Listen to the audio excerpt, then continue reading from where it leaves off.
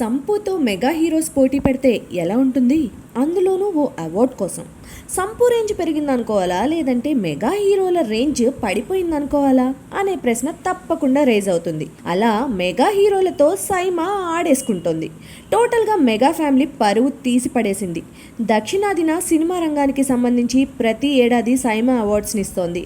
2014 సంవత్సరానికి గాను సైమా తన నామినీ లిస్ట్ ని విడుదల చేసింది. ఈ లిస్ట్ చూసి మెగా ఫ్యాన్స్ షాక్ తిన్నారు. ఎందుకంటే బెస్ట్ డెబ్యూ హీరోల లిస్ట్ లో సాయి ధరమ్ తేజ్, వరుణ్ తేజ్ పేర్లు కనిపించాయి. ఆ పక్కనే సంపూర్ణేష్ బాబు పేరు కూడా ఉండడం మెగా ఫ్యాన్స్ ని విస్మయపరిచింది. ఈ అవార్డు కోసం సంపుతో వీళ్ళు పోటీ పడాలా అంటూ ముక్కున వేలేసుకుంది.